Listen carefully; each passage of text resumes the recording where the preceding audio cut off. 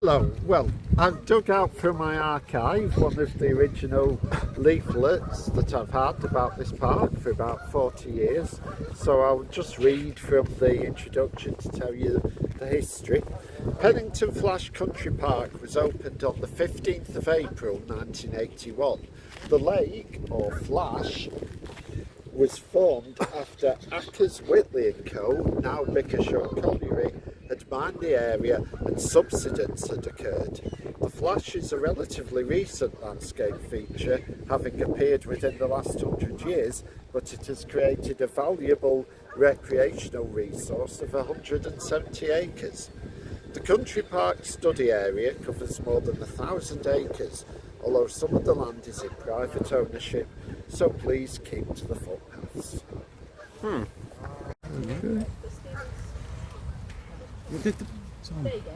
Okay, today there's an orienteering event, so the South East Lancashire Orienteering Club have got some runners out today, so we'll have a look out for them as we go round. Yeah. You can put together a route that will take you right round the lake. It's not really one continuous footpath, you have to make one or two loops around to get all the way round, but the map looks easy enough to follow, and we're starting it at the eastern end where you've got this outflow that's heading under the, I think is it the A57 or the A579? Don't ask me, I don't know. The road between Leigh and St Helens anyway. And as you can see, the autumn colours are making it particularly attractive today. And it is now described as a nature reserve. That's more prominent on the signs than country park. And they've got one of Britain's rarest birds, the willow tit, here. I'm not sure I'd recognise it if I saw one, but there you go. And also water voles. I'd be really made up if we saw a water vole today. A little warning notice that the water's pretty much just as cold in the summer as it is in winter, and you could die of hyperventilation, heart attack, breathing difficulties, etc. if you go for a swim here.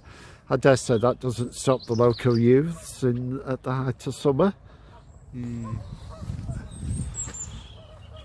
Yeah, there's plenty of benches along the path for people who just want to come out and look across the lake at the boats.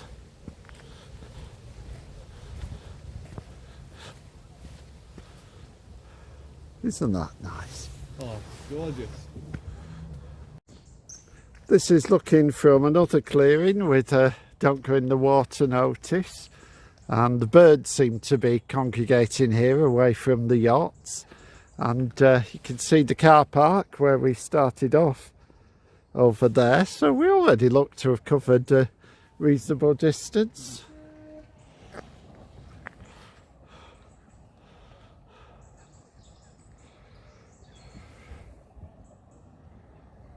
This is where you have to leave the environs of the park for a short distance if you're wanting to do a circuit of the lake and walk along some quietish roads to get there. And yeah, if you want to take a boat out onto the lake, you have to join the Leigh and Loughton Sailing Club. There's no public amenity where you can hire boats out, but as they say, new members are welcome. Just check out the website or call in and you can learn to sail, train to race, coach to win. Yeah, we're now walking along the northern side of the lake, heading back towards the car park, and the area on our left is marked on the map as Ramsdale's Tip. So I'm guessing there's been some pretty major reparation work gone on in the 40 years since the leaflet was produced, and it's now looking very good. Now, sort of northward pointing spur of the lake forces you to go upwards towards the highest point of the park. And what we're looking at over here is where the tip used to be. So I think it's now a good wildlife habitat. We did spot a kestrel hovering over it, but weren't quite quick enough to catch it on film. And the northern side of this park, the northern boundary, you could say, is formed by the Leeds-Liverpool Canal. You can see a few barges alongside the towpath there. So yesterday I didn't realise that the two were so close together, so that's interesting. Board is showing you the way into the park from the Leeds-Liverpool Canal. I'm guessing that old concrete bridge must be something to do with the colliery. We wouldn't have known that when we walked this stretch about 4 years ago now. And promising great crested newts there. Oh, I'd love to see one of those. So eyes to the ground. And just to the north of the reservoir there are a couple of smaller pools which are not disturbed by any boating, so there are a couple of bird hides that you can pop into.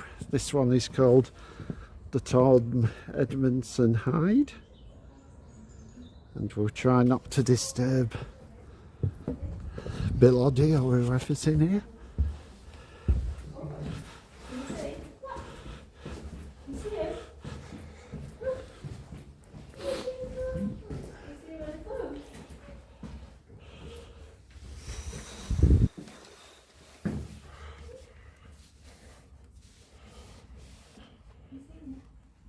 So, I have no idea what we're looking at here, but if we eavesdrop, these other people might know a bit more about what's out there than we do. Well, you might, I might be wrong. Yeah. But they look a bit like birds to me. Yeah, I think so. Oh, is that a packard? Ah. It's sort of black and it's got a bit of white on its face. That might be a coot then. If it's black with the white blob on its head, that's usually a coot. Oh, I've got names mixed up. My bad. Which one's the packard again? Are those the ones with the sort of tufts behind the head with the orangey bit? It might be actually. Yeah. Don't take my word for it, folks. I'm the first person to admit I'm not a bird expert. Well, I am, but maybe not. Oh yes, all right. Oh, such an obvious pun there.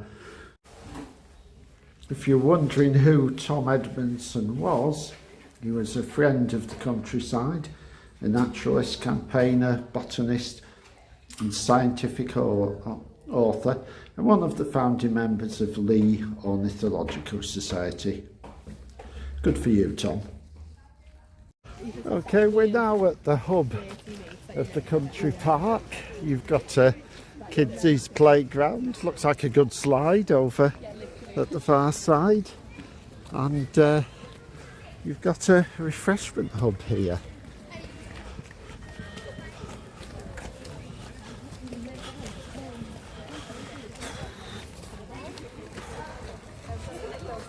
Well, this is what's marked as the information centre on the map.